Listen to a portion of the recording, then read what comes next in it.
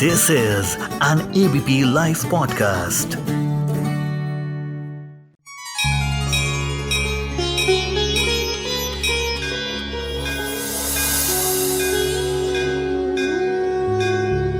आप सुन रहे हैं रामायणा डायरीज।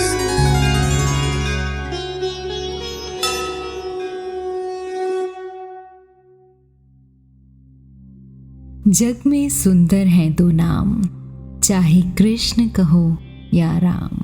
बोलो राम राम राम, बोलो श्याम श्याम श्याम। कृष्ण जन्माष्टमी की आप सभी को बहुत बहुत बधाई। आप सुन रहे हैं रामायणा डायरीज और मैं हूं सोनल। भगवान विष्णु के 24 अवतारों में भगवान के जो 10 प्रमुख अवतार थे, जिसे मत्स्य अवतार के नाम से कहा जाता था, फिर कुम्र अवतार आया, वराह अवतार आया, नरसिंह अवतार आया, वामन आया, फिर परशुराम आया, फिर राम अवतार आया और फिर कृष्ण अवतार आया, और उसके बाद आए बुद्ध अवतार और कल्कि अवतार।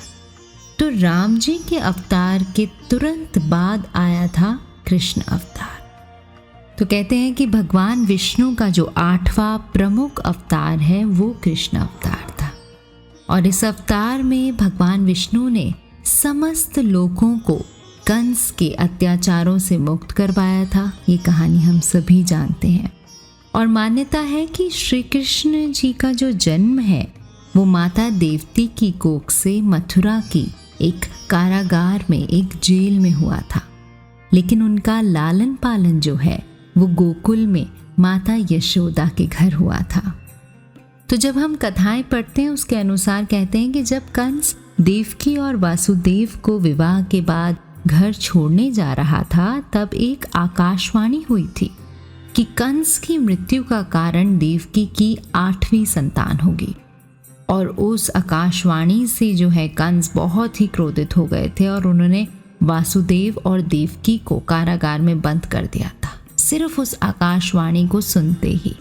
और ये भी कहा जाता है कि मृत्यु के बहस से कंस ने देवकी की 7 जो संतानें थी उनकी हत्या कर दी थी, और उसके बाद भगवान कृष्ण ने देवकी की कोख से जन्म लिया था।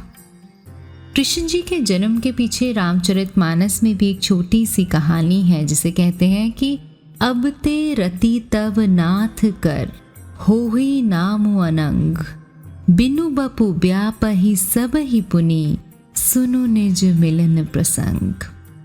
हे रति, अब से तेरे स्वामी का नाम अनंग होगा, वे बिना ही शरीर को सबको व्यापेगा। और अब तू अपने पति से मिलने की बात सुन। तो रति की कहानी बताई गई है कि वो कौन अवतार लेगा जो उसके पति के रूप में मिलेगा। जब जदु बंस कृष्ण अवतारा, होयई हरन महामही भारा। जब पृथ्वी पे बड़े भारी भार को उतारने के लिए यदुवंश में श्री कृष्ण जी का अवतार होगा, तब तेरा पति उनके पुत्र के रूप में उत्पन्न होगा। तो कृष्ण जी के अवतार का वर्णन भी रामचरितमानस में लिखा है, और ये वरदान दिया था शिव जी ने रति को। तो शिव जी के ये वचन सुनकर रति वहाँ से चली जाती है, और ये वरदान ब्रह्मादि और सभी देवताओं के सामने शिव जी ने रति को दिया था। तो तभी कहते हैं कि प्रभु अंतर्यामी हैं, उन्हें तभी से पता था कि आगे क्या होने वाला है।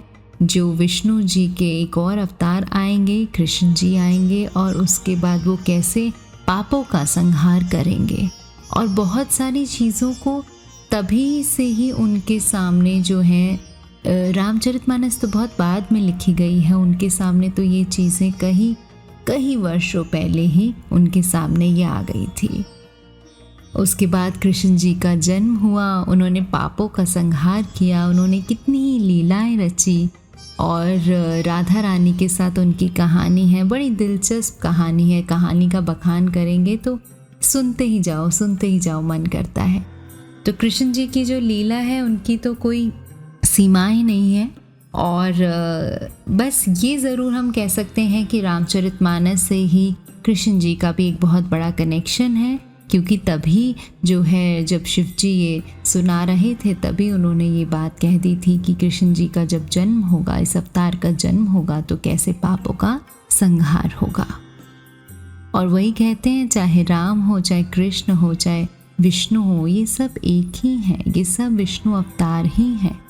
तभी कहा जाता है चाहे कृष्ण कहो या राम, बोलो राम राम राम।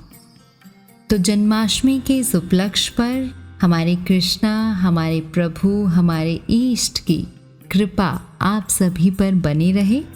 आओ मेरे साथ बोलो, हरे राम राम राम हरे हरे, हरे कृष्णा कृष्ण कृष्ण हरे हरे, हरे राम राम राम हरे हरे, हरे कृष्णा कृष्ण कृष्ण हरे हरे। कृष्ण जी का आशीर्वाद आप सभी पर बना रहे। आप सुन रहे थे रामायण डायरीज सोनल के साथ। जय सिया राम।